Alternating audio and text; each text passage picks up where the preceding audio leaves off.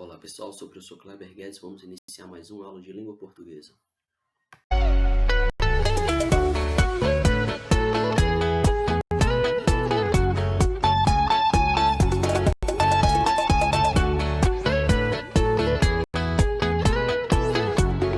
Olá pessoal, vamos para mais uma aula, dessa vez estrutura das palavras, conteúdo que está dentro da morfologia, tá bom? Já falei para vocês que as estruturas das palavras, as palavras elas são formadas por morfemas, que são parte de uma palavra, menor unidade significativa, é como se fosse um quebra-cabeça, com pecinhas menores, que a gente vai montando, certo? E formando as palavras.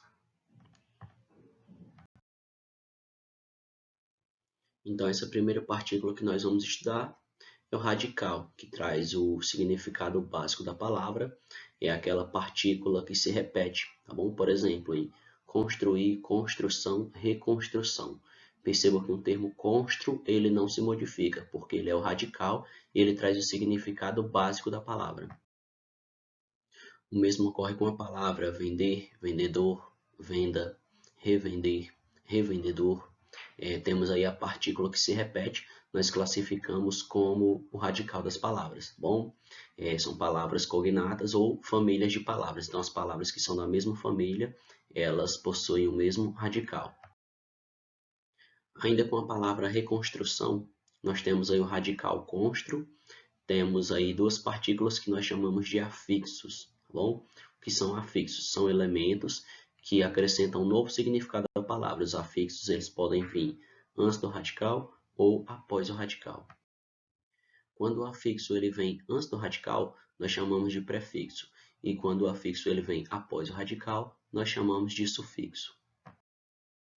Agora nós temos a vogal temática, que são as vogais A, E e I, que nos verbos elas vão indicar as conjugações, primeira, segunda e terceira conjugação. Primeira conjugação são os verbos terminados com AR, por exemplo, cantar.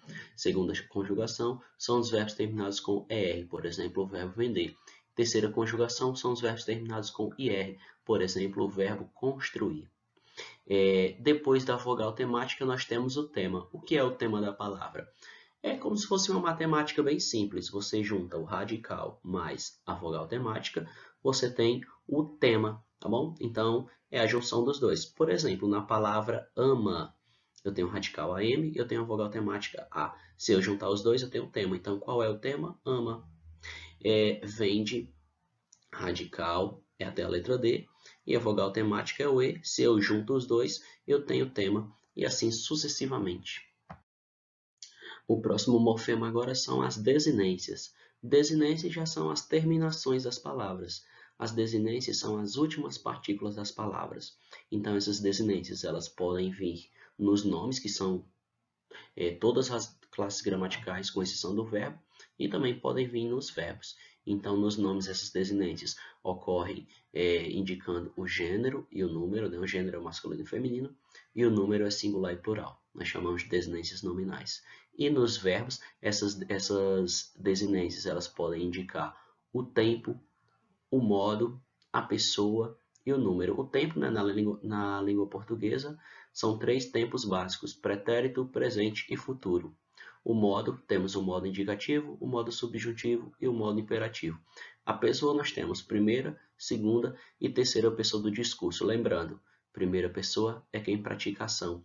Segunda pessoa, primeira pessoa é quem está falando, no caso eu ou nós, primeira pessoa. Segunda pessoa é com quem eu estou falando, tu ou vós. E terceira pessoa é de quem ou daquilo que se fala. Ele, ela, eles, elas. São as chamadas desinências verbais. Finalizando as desinências, elas vão ser elementos que vão indicar o feminino plural de uma palavra. Por exemplo, na palavra meninas, nós temos o radical até a letra N, certo? Nós temos a desinência A, que indica o feminino, e nós temos a desinência S, que indica o plural. Mas aí você pode perguntar, professor, e esse A, por que ele não é uma vogal temática? Porque, pessoal, as desinências, elas indicam o gênero da palavra. Menina, mas se eu tirar o A e colocar um O, fica menino. Então, não dá para confundir com a vogal temática, tá bom? Nas desinências a gente vai indicar o gênero da palavra masculino, feminino. Temos aqui outro exemplo, ó. Cantávamos. Cantávamos. Cantávamos já é diferente, ó. Nós temos o radical até a letra T. Esse A vai ser vogal temática, tá bom?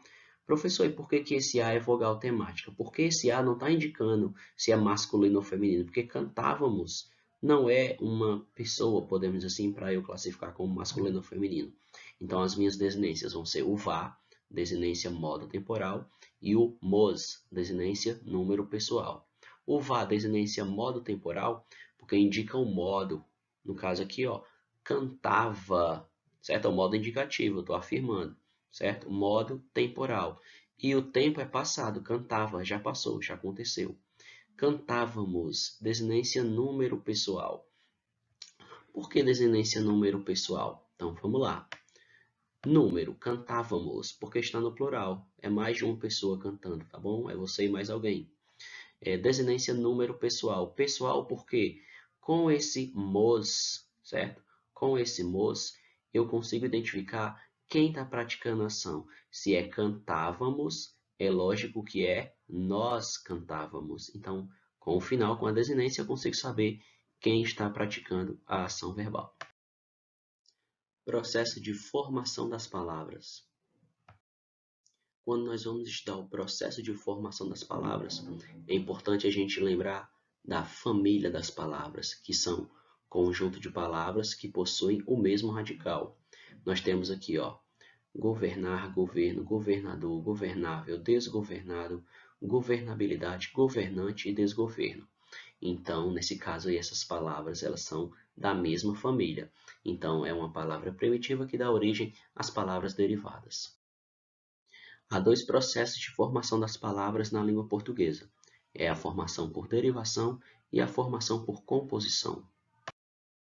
Um processo de derivação simplesmente é uma palavra primitiva, certo? Que vai dar origem a palavras derivadas. Bom? Enquanto o processo de composição significa que eu vou fazer a unificação dos radicais. Vou pegar um radical, vou juntar com outro radical, vou formar uma nova palavra. Começando pelo processo de composição, formação de nova palavra, mediante a associação de dois ou mais radicais simples. São dois os tipos de composição, composição por justaposição e composição por aglutinação. Na composição por justaposição, é quando não há alteração nas palavras e essas continuam a ser faladas ou escritas da mesma forma como eram antes. Por exemplo, ó, gira mais sol, girassol. Não houve nenhuma mudança fonética.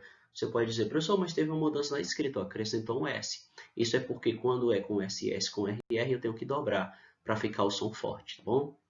Temos outro exemplo aqui, ó, pé de moleque. Quando eu junto os três, pé de moleque. Guarda mais chuva, guarda-chuva. Passa mais tempo, passa tempo. Ou seja, esses radicais eles foram justapostos. Simplesmente eu unifiquei os dois. Não houve perca fonética, né? E não houve perca na escrita também. Aglutinação. Quando há alteração em pelo menos uma das palavras, seja na grafia ou seja na pronúncia. Por exemplo, ó, plano mais alto dá planalto, certo? Porém, a minha letra O, ela acabou se perdendo. Depois eu tenho a palavra água ardente. Quando eu faço a unificação, um dos dois As acaba se perdendo também. Então, na aglutinação, é a mesma coisa da justaposição. Simplesmente eu unifico os radicais, com uma pequena diferença que vai haver uma perca ou na sonoridade ou na grafia da palavra. Derivação. Formação de nova palavra mediante acréscimo de afixos. Bom, no processo de derivação, ocorre que uma palavra primitiva vai dar origem a uma palavra derivada. Por exemplo, ó, com a palavra escola, eu posso formar a palavra pré-escola. Simplesmente aqui ó, foi acrescentado um prefixo, tá bom? É um termo que vem antes do radical. Com feliz, formou-se infeliz. Uma palavra legal, foi formado o termo ilegalidade. Percebam que o radical ele modifica o significado, ele dá um novo sentido às palavras. Derivação sufixal ou derivação por sufixação, porque os dois termos estão corretos, assim como o anterior era derivação prefixal ou derivação por prefixação. Aqui na derivação sufixal, simplesmente eu vou acrescentar um sufixo, é uma partícula que vem depois do radical. Feliz, felizmente. Legal, legalidade. Suave, suavizar. Nervoso, nervo, nervoso. Então, eu acrescento um termo que vem após o radical, e isso, claro, também faz com que a palavra mude de significado. Agora nós chegamos na derivação prefixal ou sufixal, ou derivação por prefixação e sufixação. Isso indica que, simultaneamente, a palavra ela vai ganhar dois afixos, né? Um prefixo antes do radical e um sufixo após o radical. Com a palavra feliz, eu formo a palavra infelizmente. Com a palavra cumprir, eu formei a palavra descumprimento. Com a palavra legal, eu formei a palavra ilegalidade. Uma coisa interessante aqui é que na derivação prefixal-sufixal, por mais que eu tire um termo, a palavra continua existindo. Por exemplo, ó, infelizmente, eu vou tirar aqui o sufixo e vai ficar a palavra infeliz. Mas se eu tirar o termo se eu tirar o prefixo, vai ficar felizmente. Felizmente também existe no dicionário. Então perceba que na derivação prefixal-sufixal eu posso tirar uma partícula que a palavra ela vai continuar existindo. O mesmo aqui ó, com descumprimento. Vou tirar o sufixo, vai ficar descumpre. Descumpre uma ordem, por exemplo. Se eu tirar a outra partícula, é a mesma coisa. Se eu tirar aqui o termo o radical, vai ficar cumprimento. A palavra continua existindo, tá bom? Ela ganha nova significação, ela continua existindo. E por último, nós temos a palavra ilegalidade. Se eu tirar o sufixo, vai ficar ilegal. A palavra ilegal, ela existe, ela está no dicionário. E se eu tirar o i, vai ficar apenas legalidade. A palavra legalidade também existe, ela está no nosso dicionário. Agora a gente chega na derivação parassintética. E qual a diferença da parassintética para a derivação prefixal-sufixal? Ó, ambas ganham prefixo e sufixo simultaneamente, ao mesmo tempo.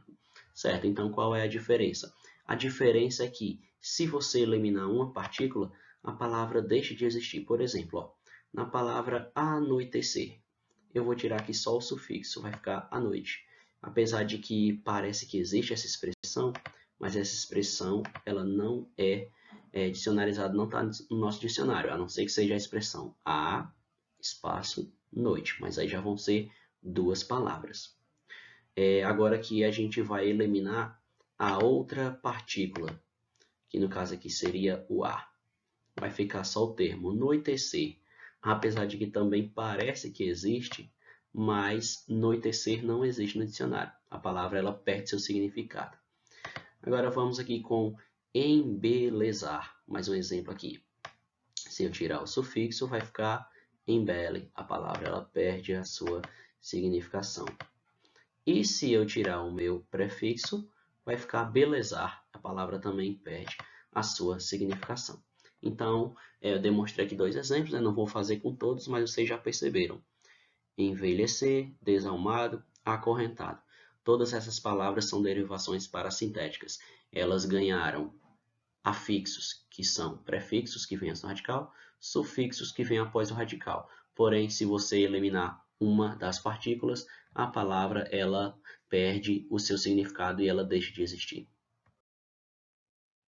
Chegamos agora na derivação regressiva, que também é chamada de derivação deverbal. Os dois termos são corretos, apesar de que regressiva é mais comum de aparecer nas provas e concursos.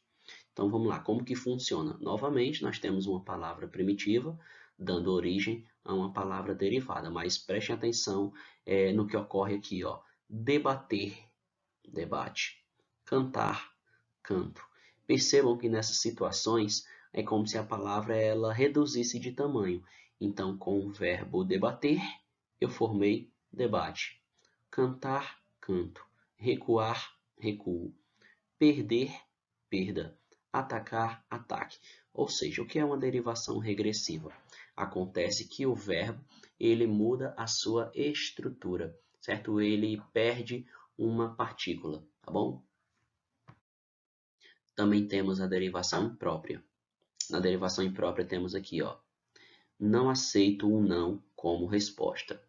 Nesse caso aqui, o que ele não aceita como resposta? Um não.